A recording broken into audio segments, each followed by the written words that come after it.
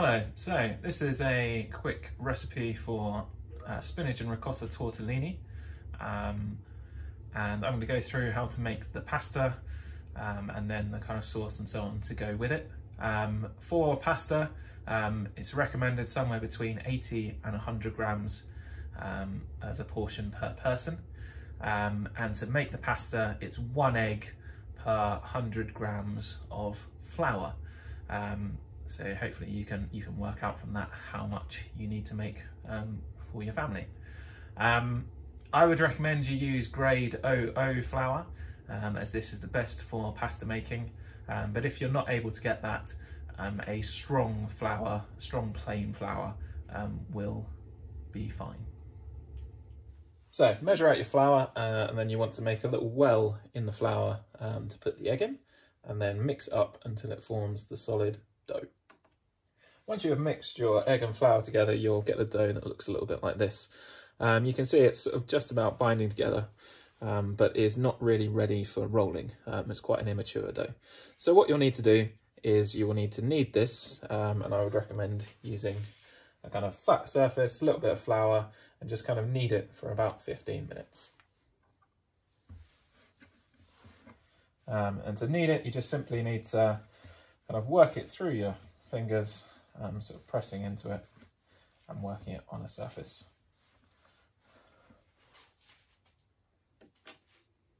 After kneading it for about 15 minutes, you'll see the dough is it's got much more sort of clearly rounded, defined edges, and it's much more flexible, as you can see. I'm now going to pop this in the fridge for about 15-20 minutes just to cool it off. It's important when you do that to make sure that you wrap it really well so it doesn't dry out. While the pasta is in the fridge, I'm going to make the filling. So I've got about 200 grams of ricotta cheese and about 100 grams of spinach that I've boiled and then sort of squeezed the moisture out of, so it's relatively speaking quite dry. And all I'm going to do is put these in a bowl and just mix them together using a whisk.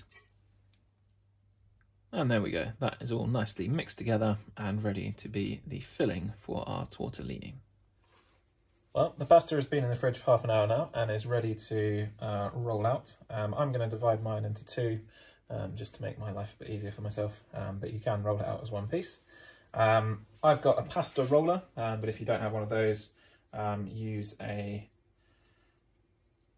rolling pin just to roll it out. And what you want to try and do is you want to try and roll it out so that it's fairly thin, about 1 or 2 millimeters thick and slightly see-through, slightly transparent.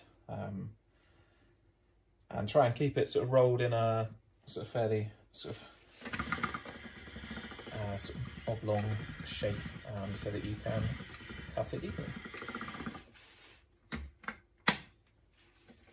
So I'm going to put it through a couple of times through this roller, just to gradually sort of make it thinner. And as I do so, I'm just going to make sure I sort of keep my ends reasonably flat.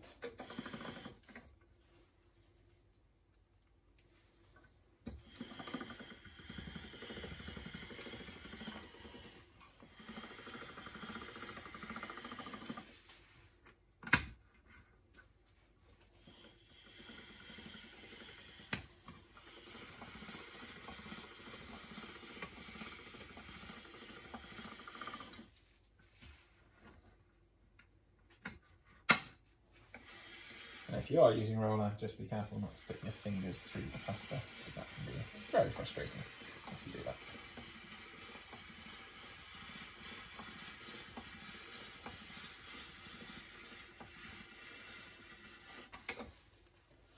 So there we have our nice thin pasta, which I'm going to lay out on some flour just to keep it stop it from sticking. Now I've got a little cutter that's about 2.5 centimeters in diameter. You can use a smaller one, but that will mean you just have less filling in it. What I'm going to do is just simply cut out the pasta shape. So you can see there is one that will be ready. So I'm just going to cut these out from the pasta. Well, when we've cut out our pasta into shapes, we now need to fill. So I'm going to hold this up so you can see it. And what you want to do is put about a kind of teaspoonful in the middle of your pasta. So something like that. And then I'm going to gently brush the edge with some water. Just so it sort of sticks together and doesn't come apart when you're cooking it, otherwise you'll lose the filling. And then you fold that pasta in half. And as you do this, you want to squeeze out any little air gaps or pockets that you have.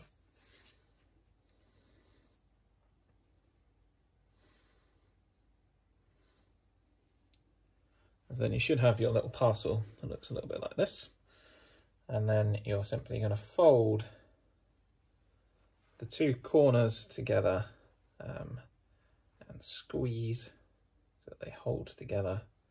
And there you have it, your tortellini is ready. I'll just show you the folding again.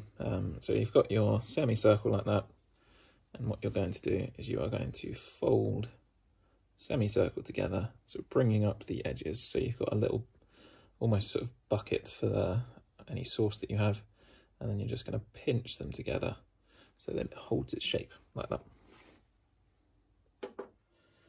I have realised I may have grossly underestimated the size of my cookie cutter. It's a 2.5 to 3 inch diameter on the cookie cutter, not centimetre, so about 5 to 6 centimetres is the kind of smallest little cutter that you would want to use for this. So you can re-roll the pasta, but try not to do it too many times, otherwise it starts to sort of break apart. And you might be left with a little bit at the end. So my advice for that would be to roll it out and slice it up into sort of thin pieces, and then you can put it in a soup or something like that. And there are the tortellinis. So the next thing I will do is leave them for about half an hour to an hour, so they dry out a little bit, and then they will be ready to put into boiling water. And it should take 2 to 3 minutes to cook them in boiling water. I would recommend you use them on the day you make them. You can sort of make them in advance, but I think they taste best on the day you make them. Right, onto the filling, and this is the bit where you can get a little bit creative. So I've got in a pan, just sort of lightly cooking, some bacon, and I'm just going to add some mushrooms to that, and then I'm going to make a little white sauce to go with that, which will sort of coat the tortellini nicely, and will sort of go in the sauce quite nicely, and will mix quite nicely with the spinach and the ricotta. I've got a little bit of leftover filling, so I'm also going to put that into my white sauce just to add a bit of flavour. Alright, I've got my mushrooms and bacon cooking nicely. Now it's just a case of adding some milk to this roux that I've created using butter and flour again. So once the white sauce is made and has thickened a bit, and as you can see, mine's got a little bit of a green tinge because I put the leftover ricotta in it. It's ready to take the mushrooms and bacon. You just need to fry those off so they are nice and sort of crisp. The bacon particularly nice and crispy. And then you can mix those in with the sauce. About the same time you do that, you want to get the pasta on, so make sure your pasta water is ready and boiling, ready to receive the pasta. And that pasta should take about 2 to 3 minutes to cook. So after about 3 minutes, the pasta, you will see, is now floating on the surface, so it is about ready to serve. And there we have it, tortellini with a cheesy white sauce and mushrooms and bacon. Well, I hope that you like that recipe, ladies and gents. You can be a bit creative with the filling for the pasta. Just try to make sure you keep the contents, relatively speaking, quite dry, otherwise that will burst out the pasta. And also when you're making the pasta, it's very important that you get out any little air pockets from the pasta, and indeed use the water to make sure you seal the edge properly. And try not to put too much of the filling in, as that can be quite a sort of tempting thing to do and can be a bit of a mistake.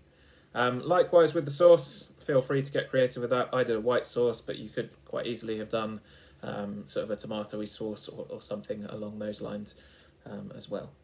And do feel free to send me some pictures of any creations that you make, and I'll happily share them in next week's assembly.